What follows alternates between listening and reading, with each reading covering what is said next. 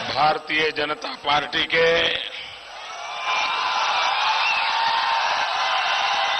राष्ट्रीय सचिव श्रीमान सिद्धार्थनाथ सिंह जी, भारतीय जनता पार्टी के प्रदेश महासचिव श्रीमान विश्वप्रिय रॉय चौधरी, दार्जिलिंग के लोकप्रिय सांसद श्रीमान अहलुवालिया जी, गोरखा जनमुक्ति मोर्चा के राष्ट्रीय सचिव श्रीमान रोशन गिरी जी, अखिल भारतीय आदिवासी विकास परिषद के नेता श्रीमान जॉन बोरला जी, अखिल भारतीय नामोशूद्र विकास परिषद के अध्यक्ष श्रीमान अविनाश सरकार जी,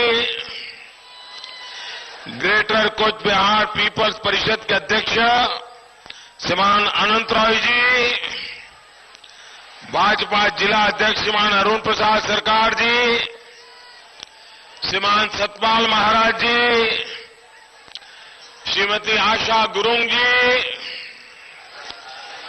और इस चुनाव में जलपाईगुड़ी विधानसभा क्षेत्र से भाजपा के उम्मीदवार श्रीमान तपन रॉय जी, राजगंज विधानसभा क्षेत्र के उम्मीदवार श्री प्रकाश रॉय, डाबग्राम फुलवाड़ी विधानसभा से श्रीमान रथिंद्र बोस, कलिम्पोंग से श्रीमती सरिता राय, दार्जिलिंग से श्रीमान अमर राय, कुसेओंग से डॉक्टर रोहित शर्मा, माटीगारा नक्सलबाड़ी से श्रीमान आनंदमय बर्मन, सिलीगुड़ी विधानसभा से डॉक्टर गीता चटर्जी, फसीदेवा विधानसभा से श्रीमान दुर्गा मुर्मू, चोपड़ा विधानसभा से श्रीमान साजन राम सिंह, इस्लामपुर से डॉक्टर सोमारूप मंडल जी और विशाल संख्या में पधारे हुए मेरे प्यारे भाइयों और बहनों,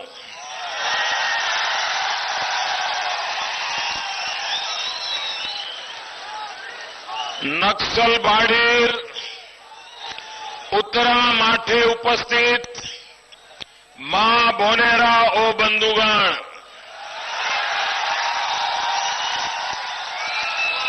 আমি ঠিক 2 বছর পর আপনার কাছে এসেছি।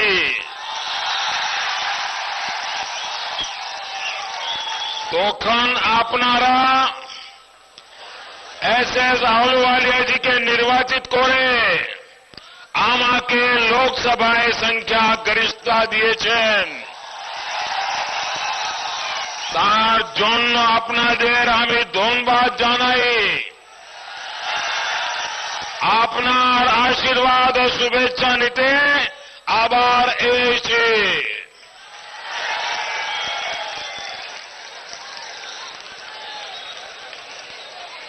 मेरे प्यारे भाइयों बहनों,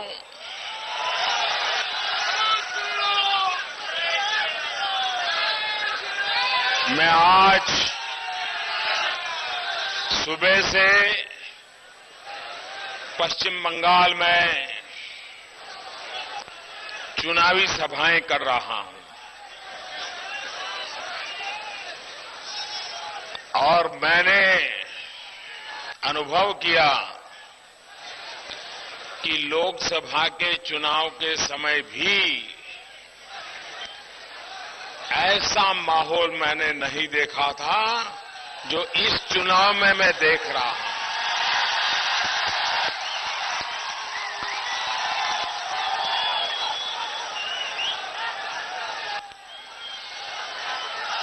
आमतौर पर चुनाव होते हैं अपनी पसंद की सरकार चुनने के लिए। मतदाता मन बनाते हैं कि इस बार कैसी सरकार चुनेंगे, किसको लाएंगे, किसको हमारा 5 साल के लिए हमारा भविष्य सुपुर्द करेंगे। लेकिन पश्चिम बंगाल का चुनाव, उसका मिजाज कुछ और नजर आ रहा है। मैं देख रहा हूं कि पश्चिम बंगाल की जनता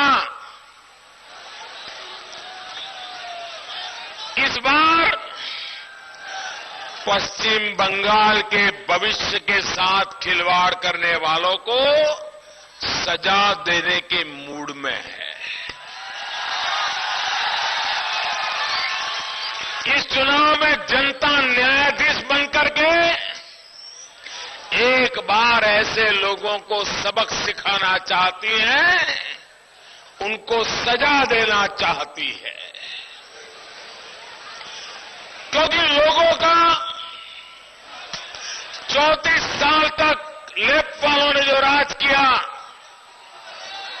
उसकी तो बर्बादी थी ही थी, उसके तो गांव गहरे थे। लेकिन पिछले 5 साल में उन गांवों को और गहरा किया गया। उन गांवों में और तेजाब छिटका गया, एसिड छिटका गया और लोगों की पीड़ा को यातनाओं में बदल दिया गया। और इसलिए जनता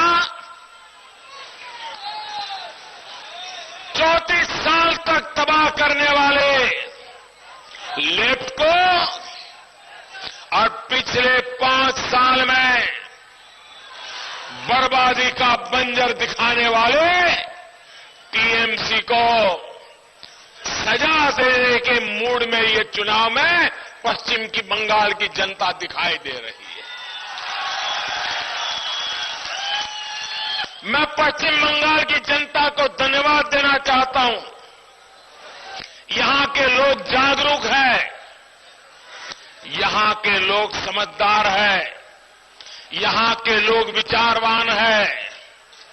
वे अब पश्चिम बंगाल को और बर्बाद होने देना नहीं चाहते हैं। लोग कहते हैं कि अगर ये दोनों जाएंगे, उसके बाद जो आएगा भला हो या न हो, लेकिन कम से कम बुरा तो नहीं करेगा।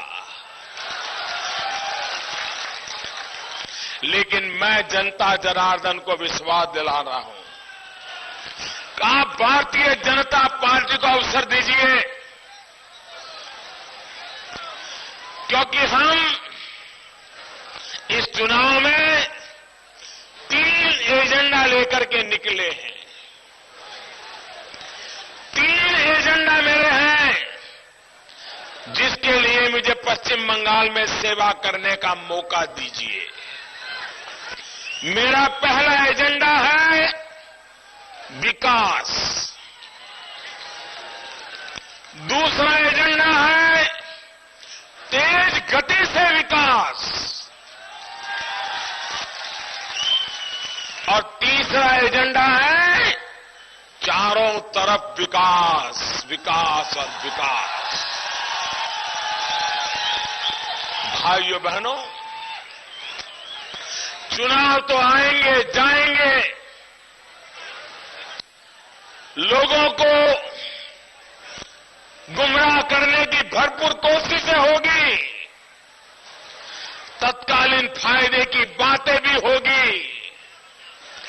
लेकिन पिछले 60 साल का हमारा अनुभव है, इस प्रकार की वादेबाजी करके आए हुए लोगों ने 60 साल में हमारा भला नहीं किया है।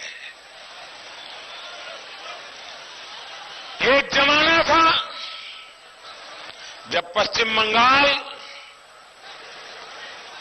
पूरे हिंदुस्तान का मार्गदर्शन करता था। पश्चिम बंगाल की पूरी दुनिया में ऐसी साख थी, ऐसी आबरू थी कि विश्व भर के लोग कलकत्ता आना चाहते थे।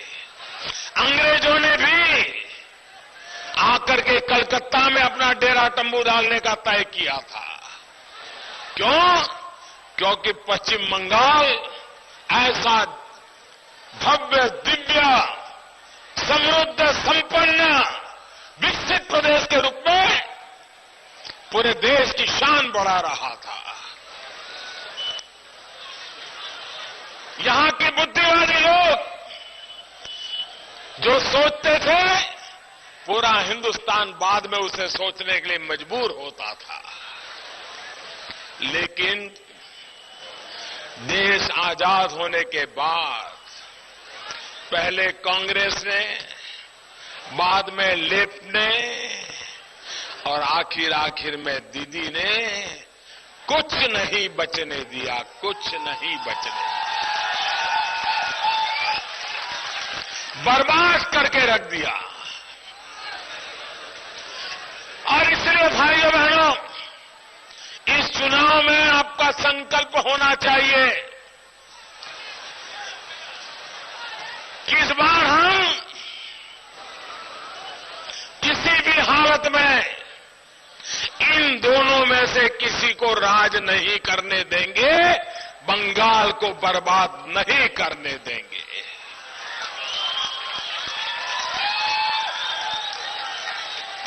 ये हमारा दार्जिलिंग चाय के लिए जितना मशहूर है, उससे ज्यादा शिक्षा के लिए मशहूर हुआ करता था।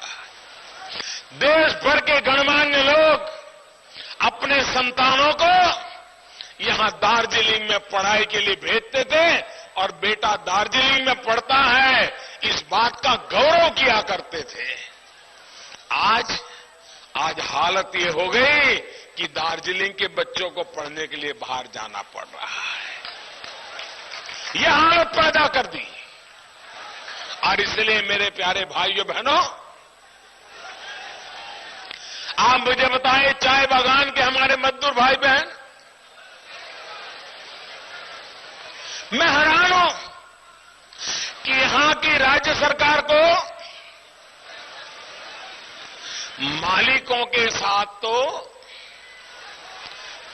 जो चाहे वो करने के लिए तैयारी रहती है, लेकिन चाय बागान के मजदूर शौचालय मांगे, शौचालय वो भी देने के लिए तैयार नहीं है। बच्चों के लिए स्कूल मांगे, देने के लिए तैयार नहीं है। बुजुर्गों के लिए दवाखाना मांगे, देने के लिए तैयार नहीं है। अरे वेलफेयर का एक दफ्तर खोलना चाहिए, वो भी खोलने के लिए तैयार नहीं, वरना मजदूर आकर के शिकायत करेंगे तो सरकार की फजेत हो जाएगी। भाइयों बहनों, ऐसा जुल्म करने का लोकतंत्र में किसी सरकार को अधिकार नहीं है। और इसलिए समय की मांग है कि जो आपके हर अधिकारों को छीन रहे हैं, जो आपके साथ खिलवाड़ कर रहे हैं, अब उनको हमेशा हमेशा के लिए विदाई कर दीजिए। मुझे बताइए, आपके यहां शारदा चिटफंड में आपके पैसे डूबे कि नहीं डूबे? पूरी ताकत से बताइए, पैसे गए कि नहीं गए? गरीबों के पैसे गए कि नहीं गए? मजदूरों के पैसे गए कि नहीं गए? मेहनतकश इंसान के पैसे गए कि नहीं गए? भाइयों बहनों, ये शारदा चिटफंड में गरीब के सिर्फ पैसे नहीं गए हैं, उसके सपनों चूर चूर हो गए, सपने चूर चूर हो गए। उसने बेटी की शादी के लिए पैसे रखे थे, आज बेटी कंवारी रह गई। उसने बच्चे की पढ़ाई के लिए पैसे रखे थे, बच्चा आगे की पढ़ाई की उसकी रुक गई। जिसने अपना घर बनाने के लिए पैसे रखे थे, उसका घर नहीं बना, वो आज जोगी जुग्गी झोपड़ी में जीने के लिए मजबूर हो गया। लेकिन शारदा चिटफंड की बात आती है तो ममता दीदी को गुस्सा आता है।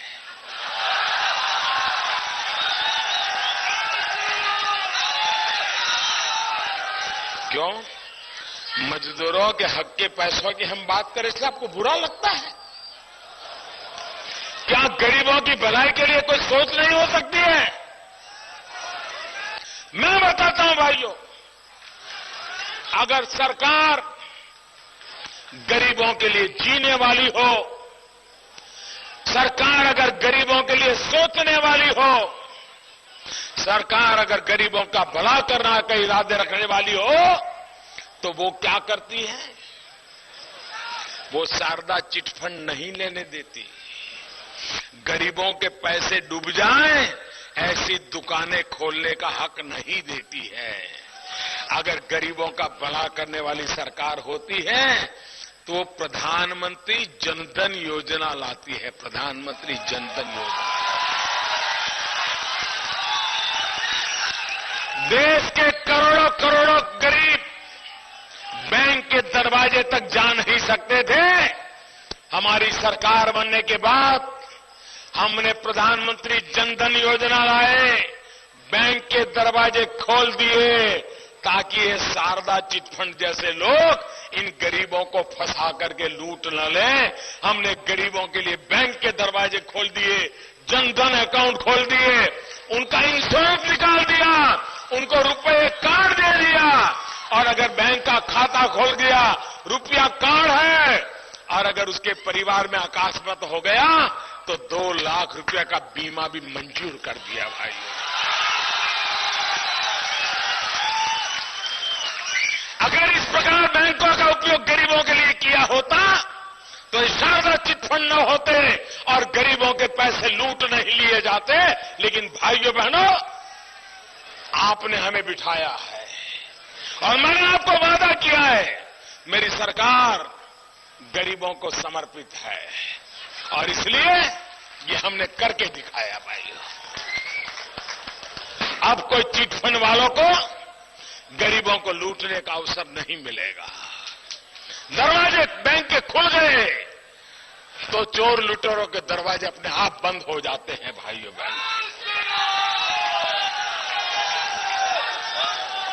बहनों,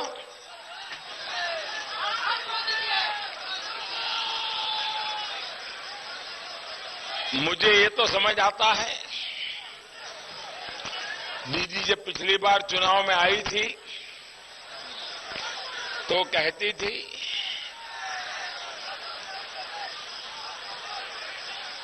मां, माटी और मानुष। याद है ना? याद है ना? आप लोगों को याद है ना? मां, माटी, मानुष, मां, माटी, मानुष। 5 साल हो गए, दीदी ने बोलना बंद कर दिया। इस चुनाव में तो बोलती नहीं है, न मां को याद कर रही है, न माटी को याद कर रही है, न मानुष को याद कर रही है। क्यों? ऐसा क्यों हुआ? क्योंकि जो मां, माटी और मानुष की बात करते हैं वहां तो खेल चल रहा है मौत का, वहां खेल चल रहा है मनी का। अब मां, माटी, मानुष नहीं है, अब तो मौत है और मनी है। यही कारोबार चल रहा है। भाई, अभी मैं सुबह एक स्थान पर गया था, कल ही चाय के 2 मजदूर बेमौत मर गए। कुछ दिन पहले विवेकानंद पुल टूट गया कलकत्ता में, निर्दोष लोग मौत के घाट उतार दिए गए। चारों तरफ कभी बम धमाके, कभी हत्या, कभी दंगे, कभी टीएमसी वालों का जुर्म, मौत ही मौत नजर आता है। मां, माटी, मानुष लोगों को अब मौत के सिवाय कुछ नजर नहीं आ रहा है। और आपने टीवी पर देखा होगा, नारद शारदा से नारदा,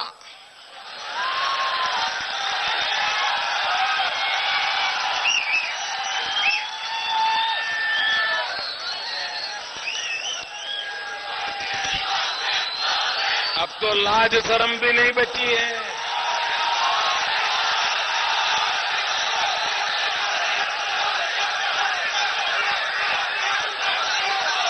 टीवी के कैमरा के सामने कितना दोगे, कब दोगे? अच्छा लाओ, कितना लाए हो गिन लेता हूं, ऐसे जेब में रख देते हैं ऐसे।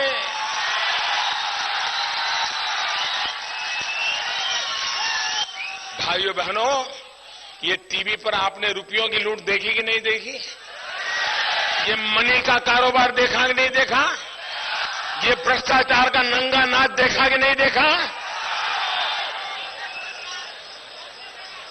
क्या उन पर कोई कार्रवाई हुई क्या? दीदी ने उनका जवाब मांगा क्या? उन्हीं की पार्टी के लोग हैं और वे आज उनको सुरक्षा दे रही, उनका बचाव कर रही है। भाइयों बहनों, ये पैसा किसका है? ये पैसा किसका है? ये पैसा आपका है, जनता जनार्दन का है, जो लूटा गया है। ये मनी का कारोबार है, जिसके कारण ये दुर्दशा है। और ये जो पुल टूटा है ना, उसमें जिन लोगों के नाम आते हैं वही लोग टीवी में उधर को काम करते दिखाई देते, दूसरे नहीं है, वही है। शारदा में भी वही, नारदा में भी वही, पुल गिर जाए तो भी वही। ये है मां माटी मानुष का चरित्र। और इसलिए मेरे भाइयों बहनों, अब ये पश्चिम बंगाल को विकास की नई ऊंचाइयों पर ले जाना है। आप मुझे बताइए, जो इलाका दुनिया के 3 देशों से जुड़ा हुआ हो, वो तो कैसा नजराना होना चाहिए। वहां के रोड कितने उत्तम होने चाहिए, वहां की व्यवस्थाएं कितनी उत्तम होनी चाहिए। 3 देश के लोगों को लगना चाहिए, अच्छा ये हिंदुस्तान है, ऐसा बनाना चाहिए। उन्होंने बर्बाद करके रख दिया है।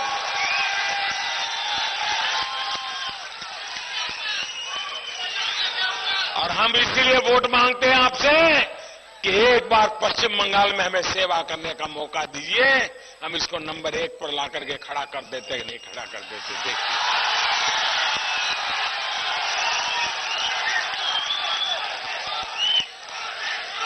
मैं हैरान हूं भाइयों कि जिस प्रकार से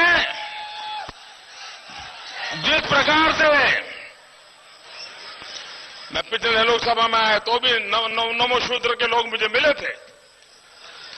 और आलूवालिया जी, मैं एक बात की बधाई देता हूं, आपने ऐसा उत्तम एमपी चुना है, ऐसा उत्तम एमपी चुना है, वो मुझे भी सोने नहीं देता है।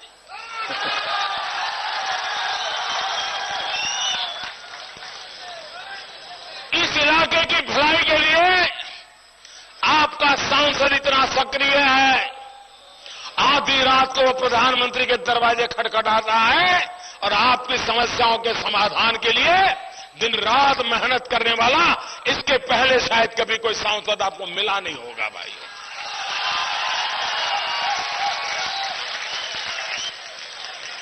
और सारी समस्याएं लोगों की, किसी का व्यक्तिगत काम लेके वो नहीं घूमते। समाज का भला, इलाके का भला, विद्यार्थियों का भला, रोजगार की संभावनाएं, ये उनके सपने होते हैं और उन सपनों के लिए आपके लिए काम करते हैं भाइयों। और जब आपका सांसद इतना काम करता है तो मुझे भी तो काम करने का मजा आता है।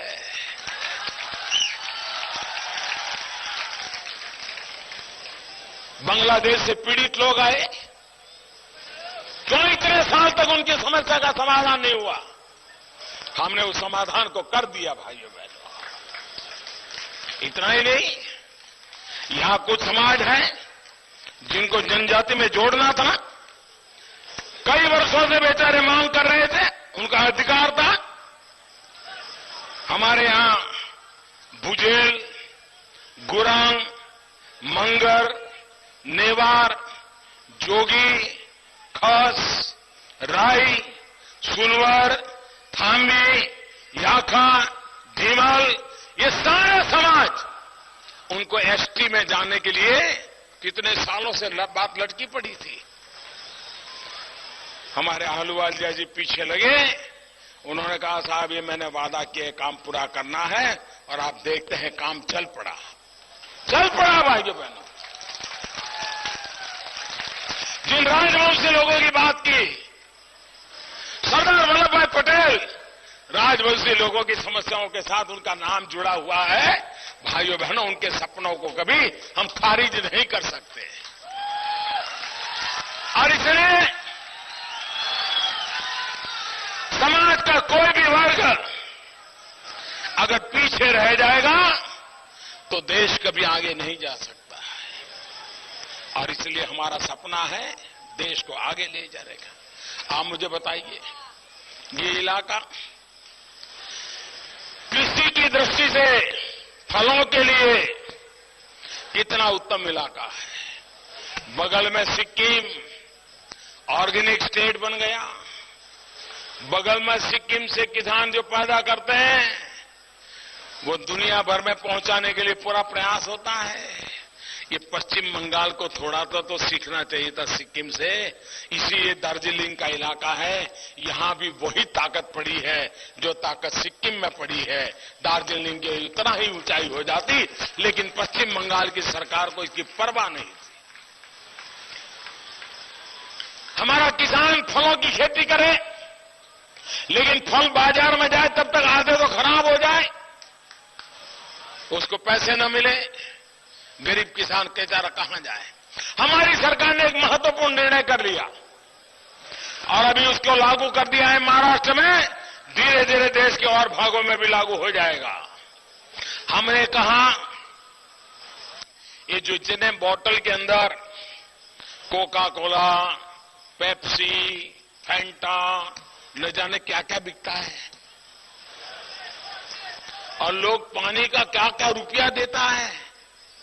मैंने उन कंपनियों को बुलाया, मैंने कहा देखो भाई, आप जो कर रहे हो ना, इसमें अब 5% ये जो नेचुरल रियल फ्रूट होता है ना, उसका जूस मिक्स करना पड़ेगा, कंपलसरी करना पड़ेगा। इससे क्या होगा, पीने वाले को तो फायदा होगा ही होगा, लेकिन मेरे किसानों के फल के लिए बाजार मिल जाएगा। अब उसका फल बिक जाएगा, अब उसको फल खरीदना पड़ेगा।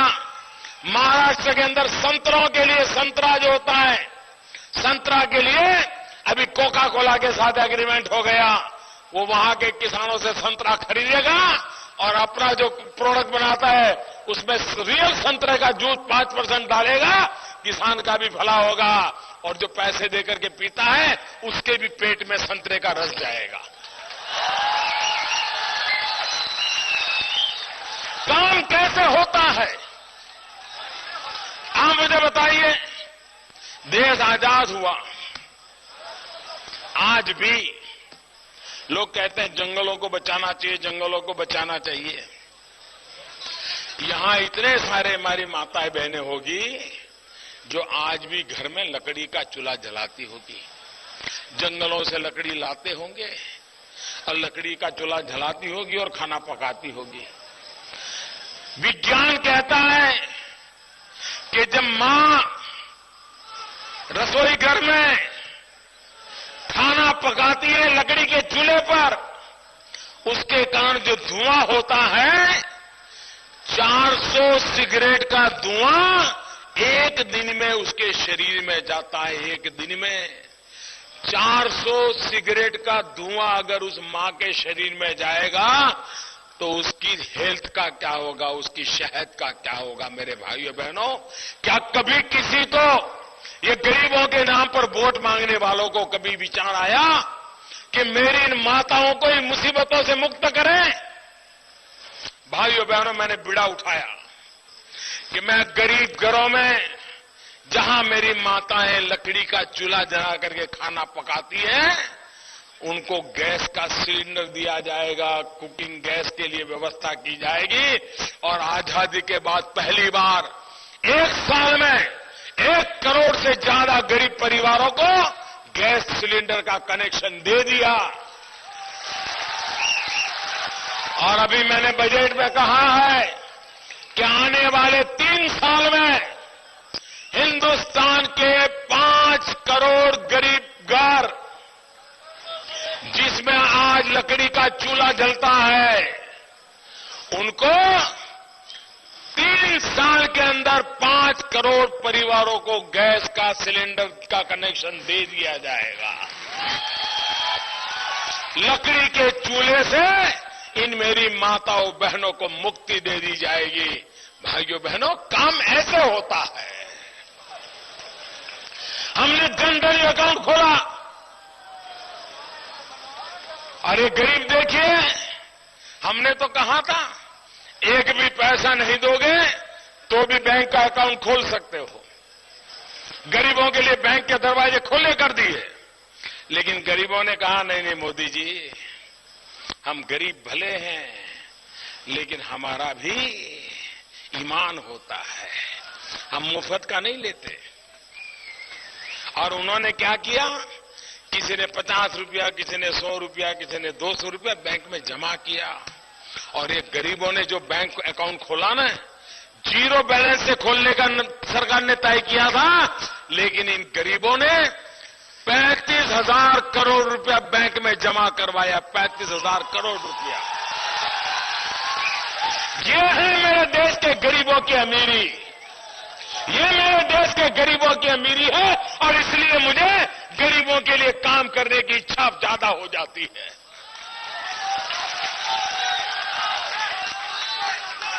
हमने एक मुद्रा योजना निकाली। ये मुद्रा योजना कैसी है? आज कोई भी छोटा मोटा व्यापार करता है, चाय बेचता है, चबेना बेचता है, पकोड़े बेचता है, अखबार बेचता है, दूध बेचता है, जूते रिपेयर करता है, बाल काटने का काम करता है। बेचारे को अगर 5,000 रुपया चाहिए, घर मेहमान आने वाले हो, तो किसी साहूकार के पास जाना पड़ता है और वो ऐसा ब्याज लेता है, ऐसा ब्याज लेता है कि गरीब तो बेचारा ब्याज भरते भरते मर जाता है। होता है कि नहीं होता है? ऐसा होता है कि नहीं होता है? ये गरीबों को ब्याज के चक्कर से छुड़वाना चाहिए कि नहीं छुड़वाना चाहिए? उसको अगर अपना अच्छा काम करना है तो उसको बैंक से पैसा मिलना चाहिए कि नहीं मिलना चाहिए? उसको साहूकार के घर क्यों जाना पड़े? उसको शारदा चिट फंड में क्यों जाना पड़े?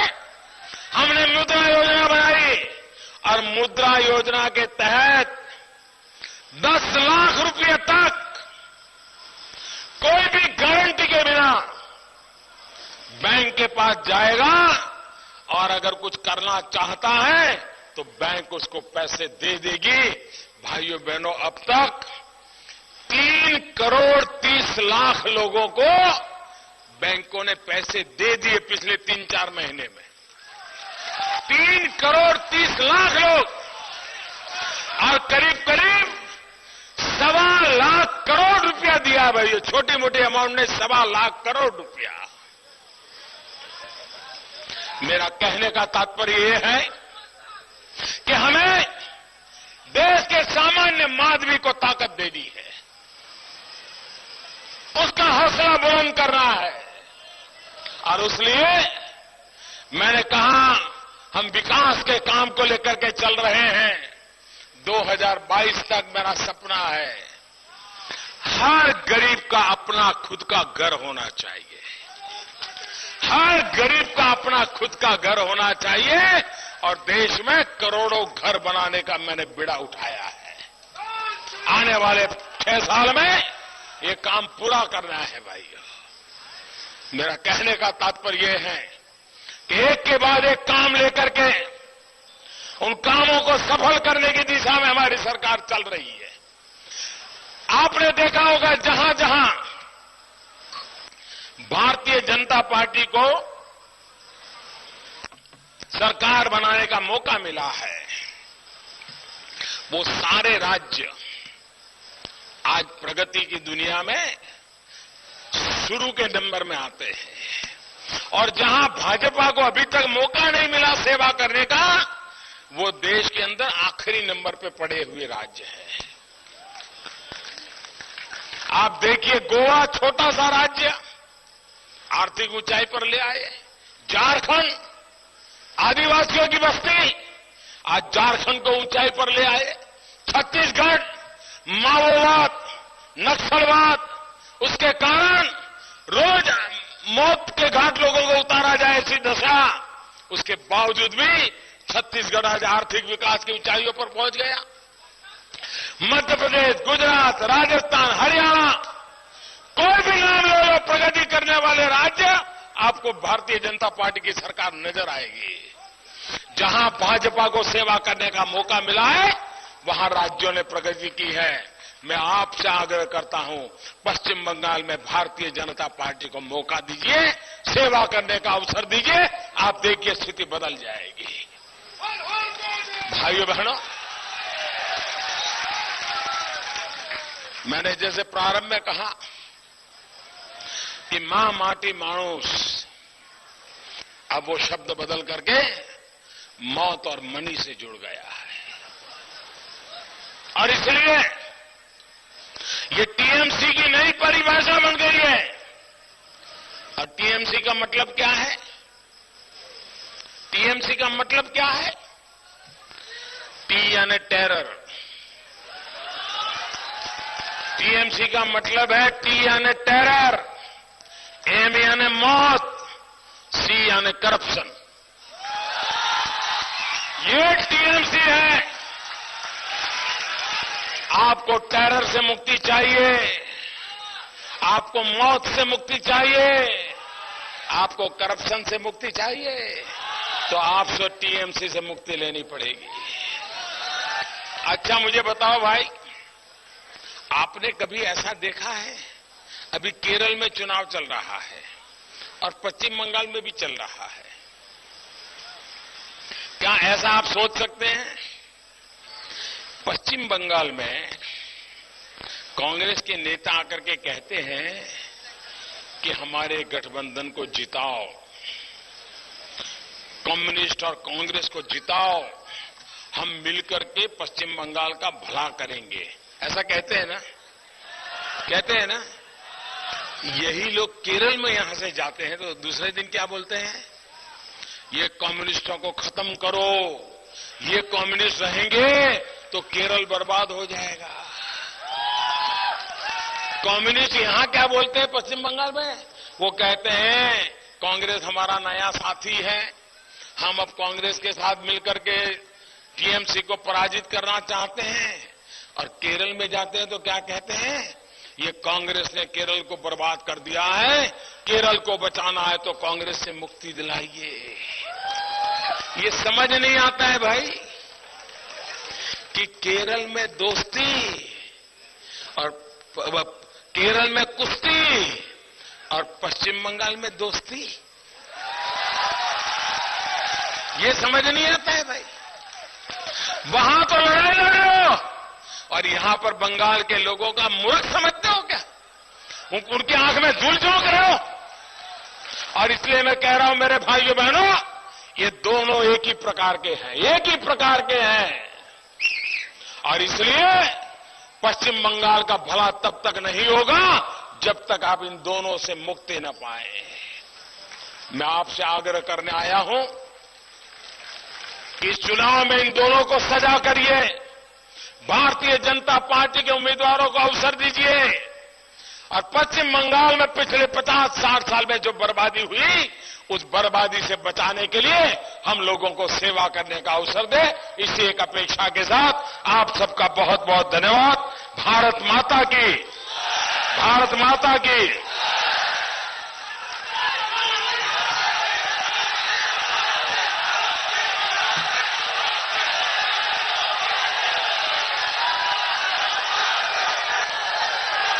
हमारे सबको दिल का धड़कन हमारे प्रधानमंत्री भाजपा का नेता मोदी जी को हम बहुत आभार व्यक्त करता हूं। अब इस जिला का अध्यक्ष वोट ऑफ थैंक्स और इस मीटिंग समापन के लिए उनको बुला रहे हैं। हाँ, ठीक है। आप स्वयं सरकार है।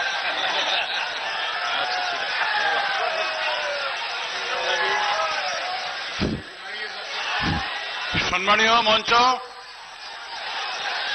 এবং উত্তরবঙ্গ থেকে আগত বিভিন্ন জেলা থেকে এবং বিভিন্ন প্রদেশ থেকে যারা এখানে উপস্থিত হয়েছেন, এই সভাকে যারা সাফল্যমণ্ডিত করেছেন, তাদের প্রত্যেককেই আমি ধন্যবাদ জানাচ্ছি।